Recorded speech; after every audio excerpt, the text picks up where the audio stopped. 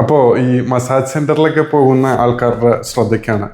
അപ്പോൾ മസാജ് സെൻറ്ററുമായി ബന്ധപ്പെട്ട് ഒരുപാട് കേസുകൾ ഈയിടെയായിട്ട് റിപ്പോർട്ട് ചെയ്യുന്നുണ്ട്. അതായത് പ്രോപ്പർ ലൈസൻസ് കാര്യങ്ങളൊന്നും ഇല്ലാണ്ട് നടത്തുന്ന മസാജ് സെൻറ്ററുകളിൽ പോവുകയും അവിടെ പോയത് കാരണം അല്ലെങ്കിൽ അവിടെ പോയി എന്തെങ്കിലും നമ്മൾ അവിടെ ഇരിക്കുന്ന സമയത്തോ വെയിറ്റ് ചെയ്യുന്ന സമയത്തോ അല്ലെങ്കിൽ ആ ഒരു ടൈം പീരീഡിൽ CID അല്ലെങ്കിൽ പോലീസ് വന്ന് ക്യാച്ച് ചെയ്ത് ഇവരെല്ലാവരോടെയും കൊണ്ടുപോയും അവരപ്പം തന്നെ അഡ്മിനിസ്ട്രേറ്റീവ് ഡിപ്പോർട്ടേഷൻ ചെയ്ത് നാട്ടിലേക്ക് അല്ലെങ്കിൽ അവരവരുടെ രാജ്യത്തേക്ക് വിടുന്ന ഒരുപാട് ഇഷ്യൂസ് വന്നിട്ടുണ്ട്.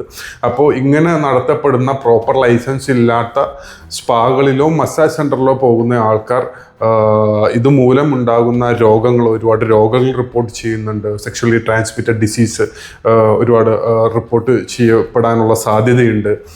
അപ്പോൾ അത് കൂടാണ്ട് ഇപ്പോൾ ഈ പറഞ്ഞതുപോലെ നാട്ടിലേക്ക് ഡിപ്പോർട്ടേഷൻ കിട്ടിപ്പോവാനുള്ള സാധ്യതയുണ്ട്.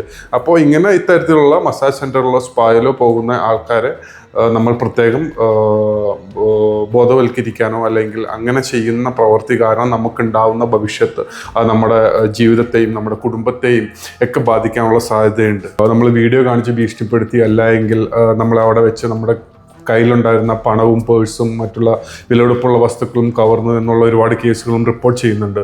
അപ്പോൾ അങ്ങനെയുള്ള കാര്യങ്ങളിൽ നിന്ന് നമ്മൾ മാറി നിൽക്കണമെന്ന് വിനീതമായിട്ട് ഓർമ്മപ്പെടുത്തുന്നു. ഇതുമായി ബന്ധപ്പെട്ട് കൂടുതൽ സംശയങ്ങൾക്ക് നിങ്ങൾക്ക് ഞങ്ങളെ കോൺടാക്ട് ചെയ്യാവുന്നതാണ്.